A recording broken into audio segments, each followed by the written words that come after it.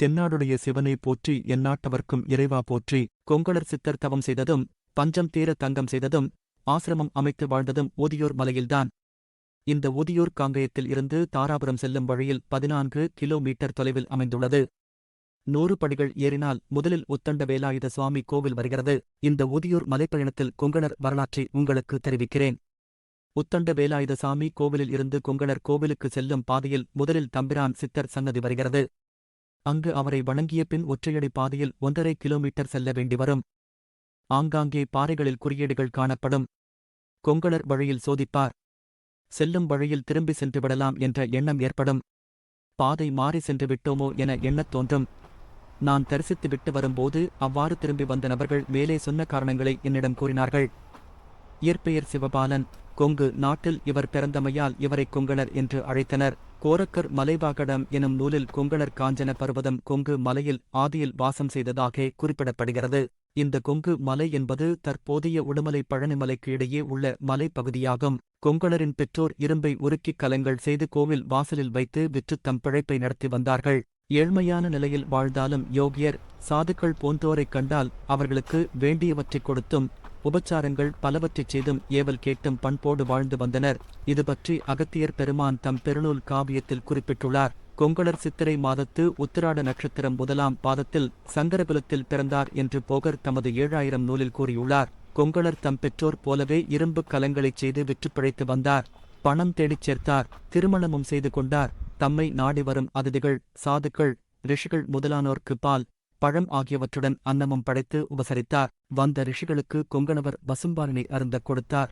அவர்கள் கொங்கணருக்கு மெய்ஞானம் என்னும் பாலை ஊட்டினர். அதனால் அவருள் இருந்த அஞ்ஞானம் அழிந்து மெய்ஞானம் கைவரப் பெற்றார். சித்தர் போகர் இவரை வழிநடத்தினார். அசரீரியாக திருவாவடுதுறை வரும்படி அழைத்தார். அங்கு போகரிடம் நான் அம்பாள் உபாசகன் என்று தொடரும் போதே இடைமறித்த போகர், நீ கொங்கு தேசத்தில் இருந்து வந்தவன் என்பதால் உன்னை நான் கொங்கணா என்றே அழைப்பேன். கொங்கணா, அம்பிகையின் பல வடிவங்களை நேரில் தரிசிக்க நீ எண்ணுகிறாய். அது நடக்குமோ நடக்காதோ என கலங்குகிறாய். அதற்காக அஷ்டமாசித்திகளைக் கற்று அவற்றில் ஏதேனும் ஒரு வழி மூலம் அவளைப் பார்த்துவிடத் துடிக்கிறாய். ஒன்றை மட்டும் மறந்து விடாதே. அம்பிகையை நேரில் காண ஒரே வழி தவம். நீ மனிதர்களே இல்லாத இடத்துக்குச் செல். அங்கே அமர்ந்து தவம் செய். இவ்வுலக சஞ்சாரத்தை மறந்துவிடு. அம்பிகை உன்னைக் காண நேரில் வருவாள் என ஆசியருளினார். போகர் திருமாளிகை தேவரிடம் தீட்சை பெறுமாறு அறிவுறுத்தினார். போகரிடம் பிரியாவிடை பெற்ற கொங்கணர் திருமாளிகை தேவரிடம் சென்றார். கொங்கணருக்கு திருமாளிகை தேவர் இரகசிய சாதனை முறைகள் பலவற்றை உபதேசித்து சமய தீட்சை நிர்வாண தீட்சை முதலியவற்றையும் அளித்தார். பின்னர் ஊதியூர் மலைக்குச் சென்றார். அனைவரும் அமர்ந்த நிலையிலோ நின்ற நிலையிலோதான் தவம் செய்வர். ஆனால் கொங்கணர் ஒரு மலை உச்சியிலுள்ள பாறையில் படுத்துவிட்டார். படுத்த நிலையிலேயே கண்மூடினார். அப்படியே தவத்தில் ஆழ்ந்து விட்டார். போகர் சொன்னபடியே நடந்தது. அம்பாளின் பல வடிவங்களை அவர் நேரில் கண்டார். அம்பிகையின் வடிவங்களை நேரில் கண்டதன் மூலம் தனது சக்தி அதிகரித்தது போல உணர்ந்த கொங்கணர் தவத்தில் இருந்து எழுந்தார். அந்த சமாதியை மூடியிருந்த பாறை தானாக உருண்டது. அதன் உள்ளிருந்து கௌதம மகரிஷி வெளிப்பட்டார். அவரை கொங்கணர் வணங்கினார். கொங்கணா, நீ அவசரக்காரனாக இருக்கிறாயே. அம்பிகையின் ஒரு சில வடிவங்களை பார்த்ததுமே உன் சக்தி அதிகரித்து விட்டதாக நீயாகவே கருதிக் கொண்டு தவத்தை கலைத்து விட்டாயே. அம்பிகைக்கு விண்ணிலுள்ள நட்சத்திரங்களின் எண்ணிக்கையை விட அதிகமான வடிவங்கள் உண்டு. அவற்றைப் பார்க்கும் சந்தர்ப்பத்தை இழந்துவிட்டாய். மீண்டும் தவம் செய். அவற்றை நீ காண்பாய் என்றார். கொங்கணர் மீண்டும் தவத்தில் ஆழ்ந்தார். ஆனால் அந்த தவம் சில காலமே நீடித்தது.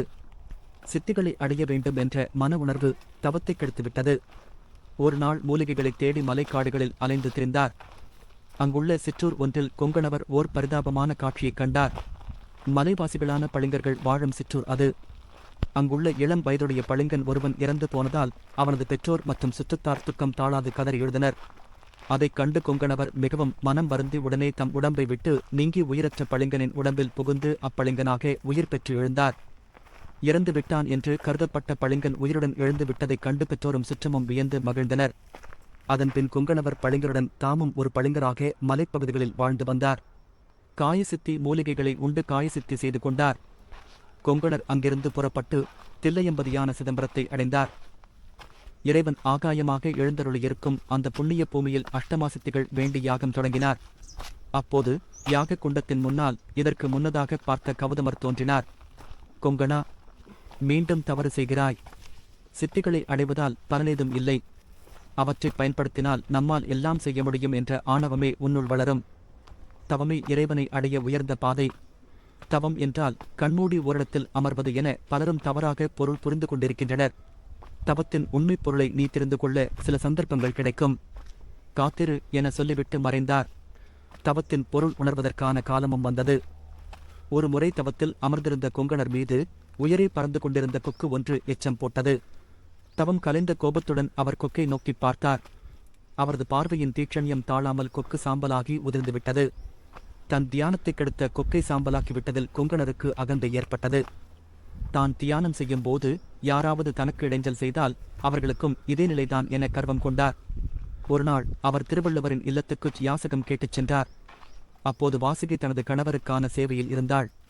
தன் கணவனுக்கு வேண்டிய பணிவிடைகளை முடித்த பின் அவள் கொங்கணருக்கு உணவை எடுத்து வர தாமதமானது. கடும்பசியுடன் இருந்த கொங்கணர் கடுங்கோபம் கொண்டு அப்பெண்ணை சினந்து பார்த்தார். ஆனால் அப்பெண்ணோ என்னை கொக்கென்று நினைத்தீரோ கொங்கணரே என்று கேட்டவாறே சென்று விட்டார். கொக்கை எரித்ததும் என் பெயரும் இவருக்கு எவ்வாறு தெரிந்தது என்ற குழப்பத்தில் அவர் வரும்பொழுது வழியில், ஐயா, கொக்கை எரித்த கொங்கணரே, வாசுகி அம்மையார் நலமாக உள்ளாரா என்றவாறு ஒருவர் எதிர்பட்டார். கொங்கணருக்கு குழப்பம் அதிகமானது.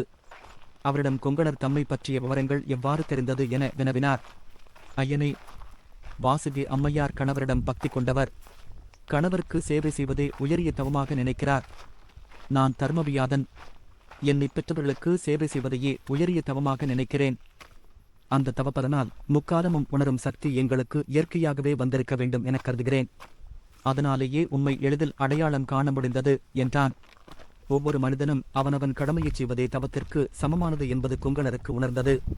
மந்திரங்கள் தந்திரங்கள் நிலையானது அல்ல. சிவனை தொழுவதே முக்கியம் என்று முடிவெடுத்து மீண்டும் ஊதிமலை சென்று கடும் தவம் இருந்தார். 800 ஆண்டுகள் தொடர்ந்து கொங்கணவர் ஊதியூர் மாமலையிலே கடும் தவம் இருந்தார். கொங்கணவர் தம் வழிப்பயணத்தின் போது ஒரு முறை திருமழிசை ஆழ்வாரைச் சந்தித்தார். தம்மிடம் இருந்த குளிகையை அவர் ஆழ்வாரிடம் காட்டி இது காணி பொன் பெறும் என்றார். உடனே ஆழ்வார் தம் உடலில் இருந்த அழுக்கை திரட்டி உருட்டி கொங்கணவரிடம் கொடுத்து இது கோடிப்பொன் பெறும் என்றார். ஆழ்வாரின் பெருமையை உணர்ந்த கொங்கணவர் அவரிடம் நட்பு கொண்டு பணிந்து வணங்கி விடை பெற்று தம் பயணத்தைத் தொடர்ந்தார். நாடெங்கும் மக்கள் செய்த பாவங்களால் பஞ்சமும் பசியும் வந்து கொண்டே இருந்தது.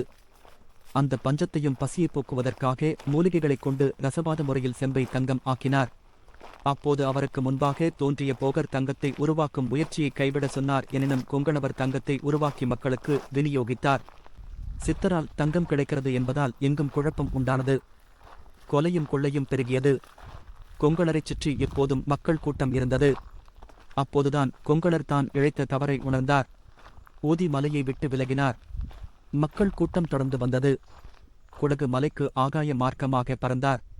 தவறை உணர்ந்த சித்தர் தங்கத்தை உருவாக்கும் ஓலைச்சுவடியை எரித்து பஸ்பம் ஆக்கினார். கொங்கணர் மீண்டும் ஊதி மலைக்கே சென்று தவம் இருந்தார். மூலிகைகளால் உருவாக்கிய உத்தண்ட வேலாயுத சுவாமியை ஊதியூர் மலையில் நிறுவி வழிபட்டார்.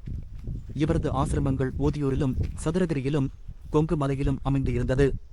தமிழகத்தின் பல தலங்களுக்கும் சென்று வழிபட்டார். இவர் பெயரில் பல ஊர்கள் இன்றும் உள்ளது. கொங்கணாபுரம் என சேலத்திலும், கொங்கணகிரி என திருப்பூரிலும், கொங்கணாஞ்சேரி என செங்கல்பட்டிலும் உள்ளது.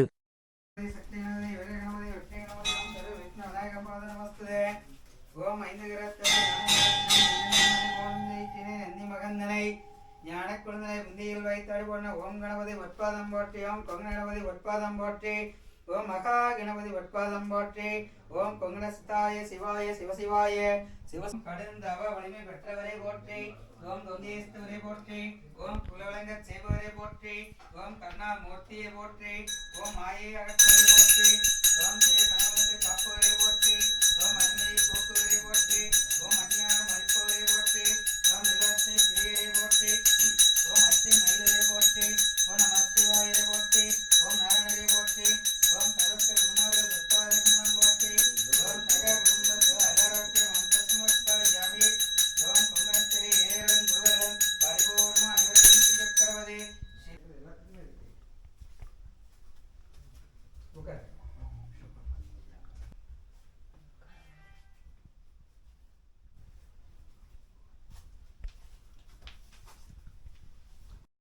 தஞ்சைக்கு சென்று நந்திக்கு நடுவே நின்று சிவனை தரிசித்தார். அப்போது தனக்கு இடையூறாக வந்த கொங்கணரை கோபத்தோடு நோக்கியது நந்தி. பாரெங்கும் 9 பல் கொண்ட நந்தி இங்கு 11 பல் கொண்ட கோலத்தால் அல்லவா கோபிக்கிறது என்ற கொங்கணர் அப்போது தோன்றிய ஜோதியை என்னவென்று அறியாமல் அதை சடாமுடிக்குள் அடைத்து விடுகிறார். ஜோதியாக எழுந்தது சிவன் என்று உணர்ந்த இந்திரன் புலிவெடத்தில் கொங்கணர் இடம் சண்டைக்கு வர அவரையும் அடக்கி தன் காலுக்கு கீழ் வைத்துக் கொள்கிறார். இறுதியில் சிவன் சடாமுடியில் இருந்து வெளிப்பட்டு காட்சி தந்ததும் பணிந்து அமைதியாகிறார். இதனால் தஞ்சை மேலவீதியில் இருக்கும் ஈசன் கொங்கணேஸ்வரன் என்ற பெயரில் அழைக்கப்படுகிறார். அங்கு கொங்கணர் இந்திரனை அடக்கிய கோலத்தில் மதிய மரத்தடியில் இன்றும் இருக்கிறார். தன் இறுதி காலம் நெருங்குவதை உணர்ந்த கொங்கணர் போகர் ஆசியுடன் திருமலைக்கு சென்று ஸ்தூல உடலுடன் சமாதி நிலை கொண்டார். திருமலையின் செல்வ வளத்திற்கு கொங்கணரால் பிரதிஷ்டை செய்யப்பட்ட தன ஆகர்ஷண எந்திரமே காரணம் என்றும் சொல்லப்படுகிறது. ஒளி உடல் எனப்படும் ஜோதி வடிவில் ஓதியூரில் சமாதி அடைந்து தான் தவம் செய்த இடத்தில் இன்றும் அருள் பாலிக்கிறார். சித்தர்கள் அனைவரும் அட்டாங்க யோகத்தால் 8 பிரிந்து பல இடங்களில் சமாதி அடைந்து லிங்க வடிவில் வீற்றிருப்பதாக போகர் தனது ஜனசாகரம் என்ற நூலில் குறிப்பிட்டுள்ளார். எனவே சித்தர்களுக்கு ஒன்றுக்கும் மேற்பட்ட சமாதிகள் இருப்பதில் ஆச்சரியமில்லை.